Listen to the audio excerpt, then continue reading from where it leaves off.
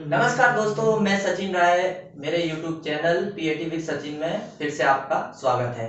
जैसा कि ये मेरे YouTube चैनल का 19वां वीडियो है और हमने इसके पहले हम कर रहे हैं पीएटी के ओल्ड क्वेश्चन पेपर हल कर रहे हैं। और आज के हम इस वीडियो में पशुपालन से संबंधित कुछ महत्वपूर्ण बिंदु देखेंगे जो ज़्यादातर जो है पेपर में आते ही है।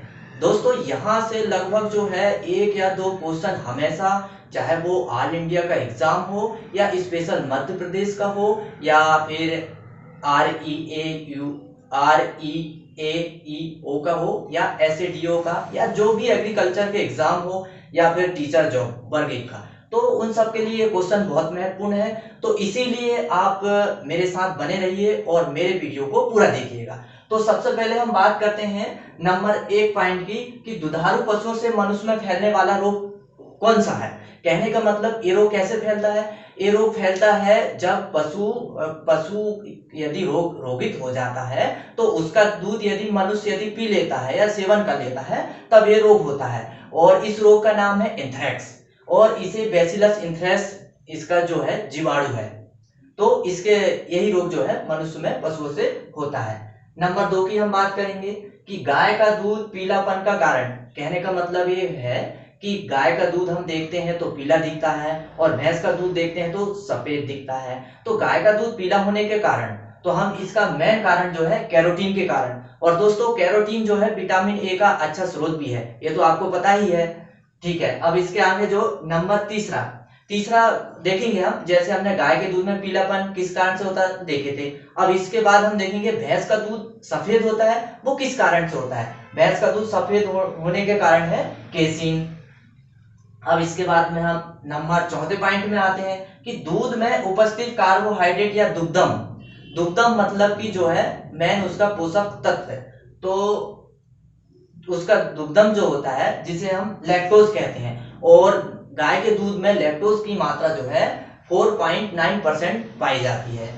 इसके बाद हम आगे चलेंगे नंबर 5वें पॉइंट में। तो दुग्धम में किस तत्व की कमी पाई जाती है। दुग्धम यानी दूध में किस तत्व की कमी पाई जाती है। क्योंकि दूध तो पूर्ण आहार माना जाता है और इसका सबसे ज्यादा सेवन किया जाता है, क्योंकि दूध में सभी प्रकार के पोषक तत्व पाए जाते हैं, जैसे विटामिन, प्रोटीन, वसा, कार्बोहाइड्रेट, कैल्शियम और खनिज लवण, बहुत सारे तत्व पाए जाते हैं, जिसमें कैल्शियम भी ज्यादा पाया जाता है, जिससे दूध जो व्यक्ति ज्यादातर दूध का सेवन करता है तो उनकी हड्डियां मजबूत होती है और कैल्शियम से संबंधित जो भी शरीर में विकृति होती है और वो नहीं होती है।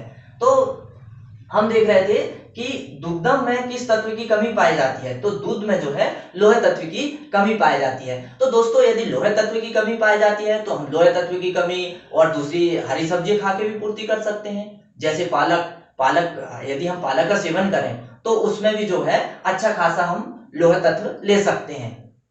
अब इसके बाद में नंबर 6 की मैं बात करूं तो भारत में सर्वाधिक दूध उत्पादन राज्य कौन कौन से। जैसे आपको पता है दोस्तों, 1956 के पहले हमारा भारत देश में दूध का उत्पादन सबसे सबसे कम होता था और उस समय संयुक्त राष्ट्र अमेरिका में सबसे ज्यादा दूध का उत्पादन होता था।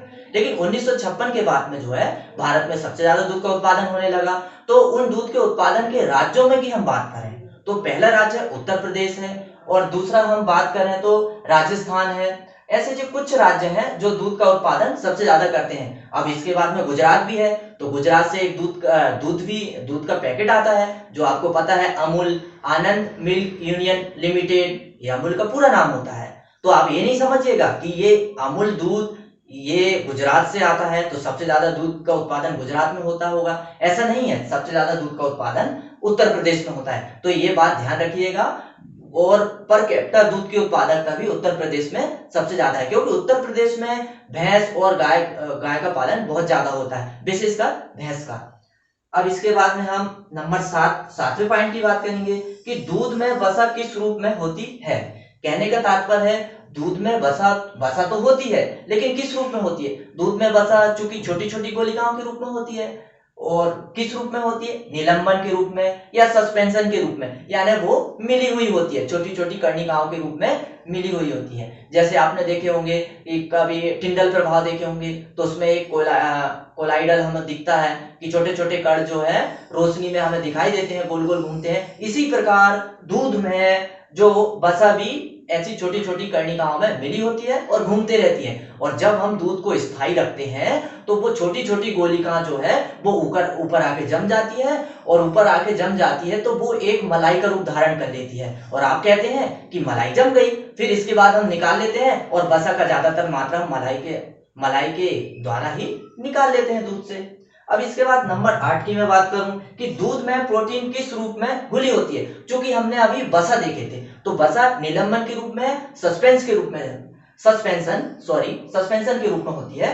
अब इसकी इसी आधार में हम भाई प्रोटीन भी तो किस रूप में होती है दूध में भी तो प्रोटीन पाई जाती है, तो प्रोटीन जो है पायस के रूप में होती है, यानी पायस के रूप में, यानी कोलाइड के रूप में होती है। कहने का मतलब प्रोटीन जो है पूर्ण तरह से गोलिका के रूप में नहीं होती, पूरी मिली होती है।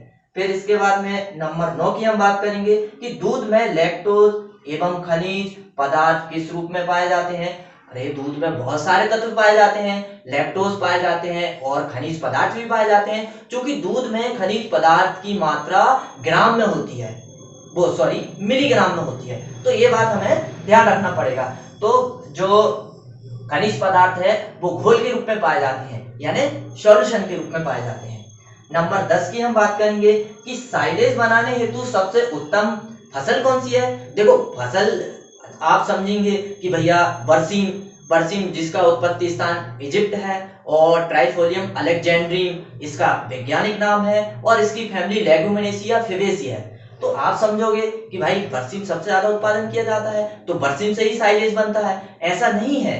तो सबसे अच्छा साइलेज जो है मक्का से तैयार किया जाता है, और सबसे अच्छी साइलेज का पीएच मान होता है 3.2 से 4.5। ये क्वेश्चन हमेशा आता है और वो भी विशेषकर पीएटी में, तो इसलिए आप ध्यान रखिएगा।